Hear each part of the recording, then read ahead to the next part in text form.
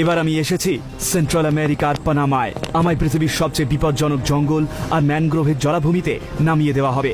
চারিদিকে ভয়ঙ্কর সব প্রাণী আর গাছ। আপনাদের দেখাবো কিভাবে এখান থেকে বেঁচে বেরোবেন। বাপরে! মোকাবিলা করব সবচেয়ে বড় ভয়। ও বাদুড়! এগুলো কিন্তু কামড়ায়। আগ বাড়িয়ে কথা বলার ফল ভোগ করব।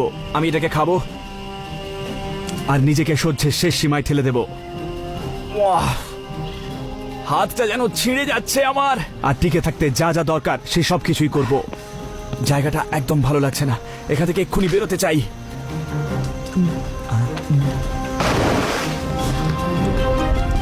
Man versus wild with Bear Grylls.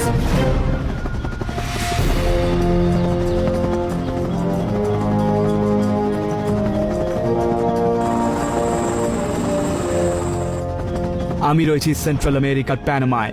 আমায় নামিয়ে দেওয়া হবে ঐতিহাসিক ক্যামিনো রিয়াল ট্রেলে। এই প্রায় ৮০ কিলোমিটার রাস্তা প্যানামার বিপজ্জনক জঙ্গলের মধ্যে দিয়ে এঁকে বেঁকে চলে গেছে। প্যাসিফিক থেকে ক্যারিবিয়ানে রত্ন আর সোনা নিয়ে যাওয়ার জন্যে স্প্যানিশ দখলদারেরা এই ঐতিহাসিক পায়ে চলা পথ বানায়। এই পায়ে চলা পথ প্রায় ৪০০ বছরের পুরনো, আর পেশাদার ট্রেকারদের কাছে খুব দ্রুত এই পথ জনপ্রিয় হয়ে উঠেছে।